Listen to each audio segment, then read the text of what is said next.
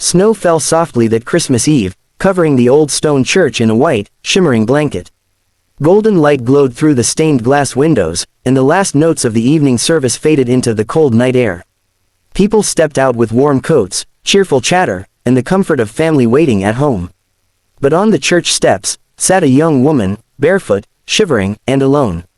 Her name was Alara, only 23, yet life had carved more hardship into her than most people endured in a lifetime. She held her arms tightly around herself, her thin dress no match for the bitter cold. She had come to the church not to ask for anything, but simply because it was the only place where the world felt a little less harsh. Inside the church, a little girl named Lila had been tugging at her father's coat, impatient to get outside. Lila was small, maybe 3 years old, with round rosy cheeks and bright eyes that glimmered with curiosity.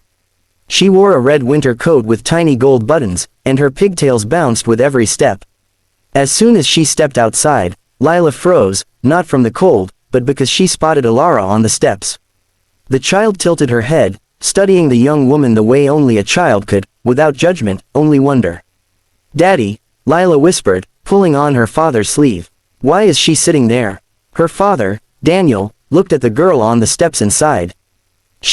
She might be going through something hard right now, sweetheart." Lila blinked, thinking. Then she stepped forward in her tiny white boots, crunching snow beneath her feet. Daniel reached out instinctively. "Lila, wait," but the little girl had already made up her mind. She walked straight up to Alara and stopped only inches away. Alara looked up, startled.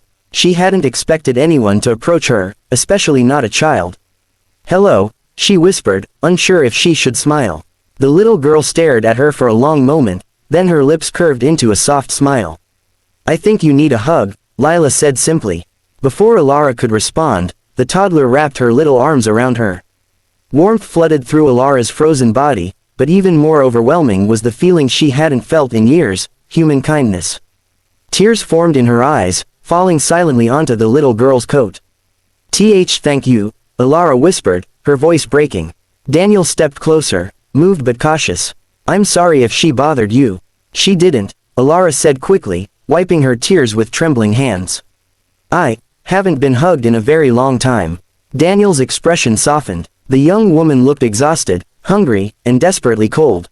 Something in her fragile state reminded him of someone he once knew, his late sister, who had also struggled before she passed.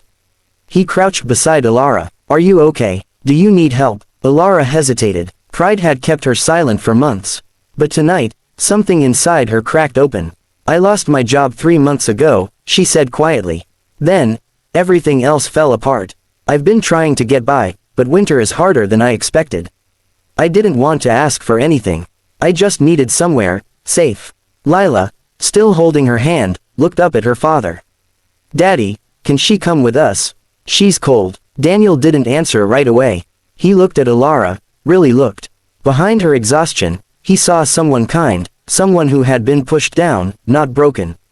"You're welcome to come inside for warmth," he said gently. "And we can get you something hot to drink.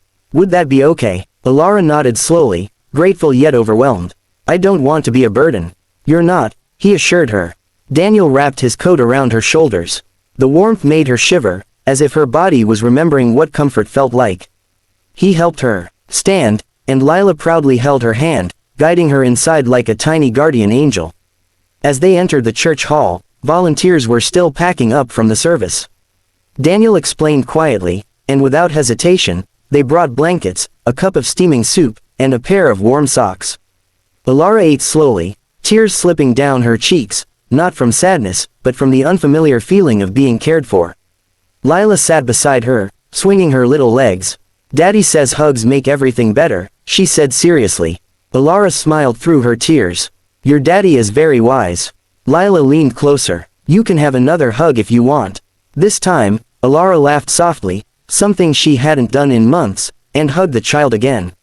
That night, Daniel made arrangements with a local shelter director he knew, ensuring Alara had a warm place to sleep, meals, and a chance to rebuild. But before she left with the volunteers, Lila insisted on giving her the little white mittens she wore. "So your hands don't get cold anymore," she said. Alara crouched down and held the mittens to her heart. "I'll never forget you," she whispered. Snow continued to fall outside, painting the night in quiet beauty. But for Alara, it no longer felt cold. All because a little girl, with the pure heart only children have, had looked at her and said the words that change everything. "I think you need a hug."